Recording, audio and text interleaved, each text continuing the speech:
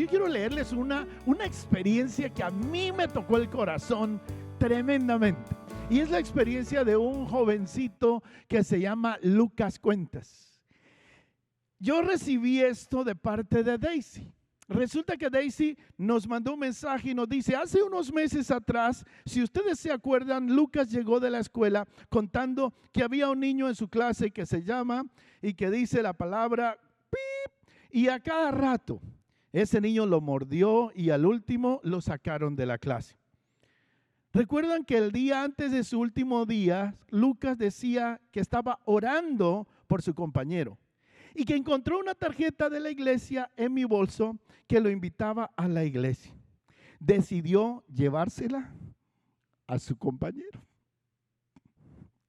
y se la dio. Después me contó, yo no sabía, le dijo: Lucas, that's so sweet. Me hubieras dicho, yo tengo unas en español, a lo mejor sus papás no hablan inglés. Y me pidió una y fue y esperó verlo de nuevo para entregársela. Ahora regresó de ir al baño en la iglesia y me dice: mami, se me olvidó contarte. Emanuel estuvo en mi clase de la iglesia el domingo.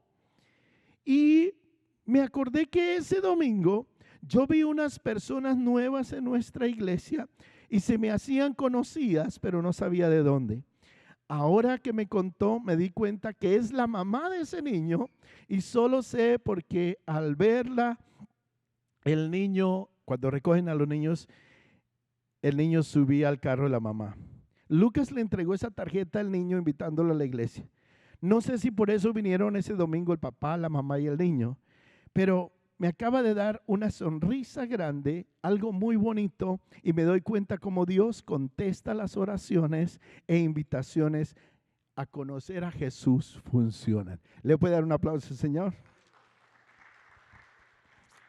Un niño de 6 años siente la necesidad de invitar a su amigo que usaba malas palabras y que lo golpeó a la iglesia.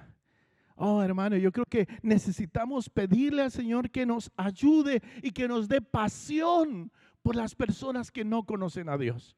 Que ponga en nuestro corazón ese fuego, esa necesidad de hablar con otras personas del mensaje de Cristo.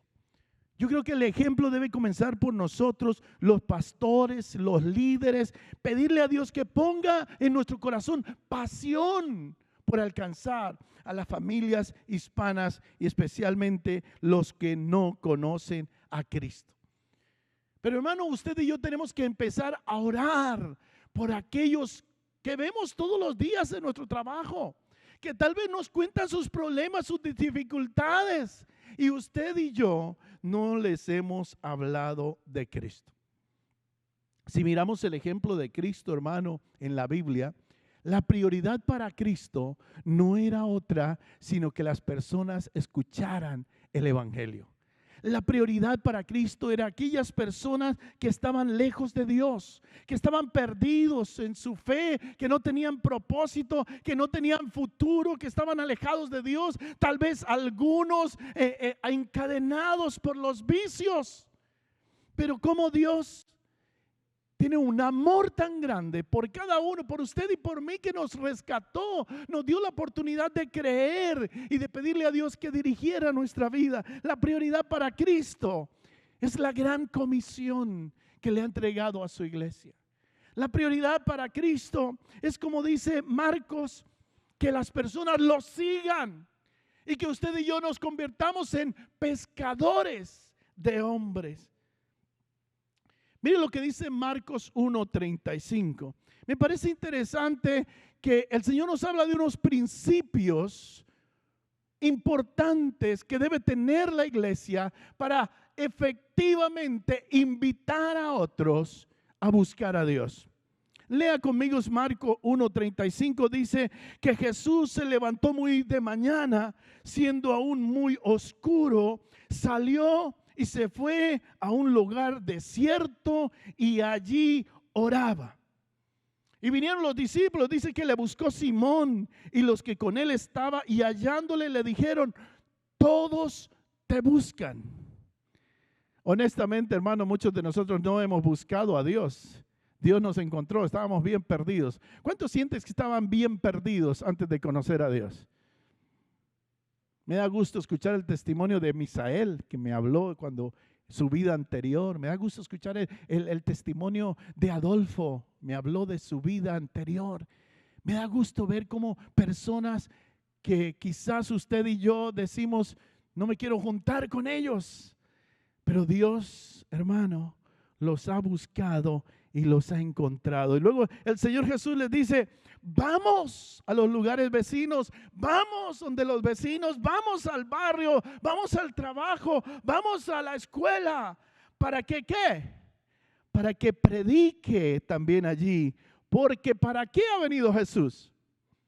Para esto, dice, he venido. Y entonces él predicaba en las sinagogas de ellos en toda Galilea y echaba fuera los demonios. Es interesante que lo primero que Jesús hace fue ¿qué? Ir al monte a orar. En aquellos días dice, fue al monte a orar y pasó la noche orando a Dios.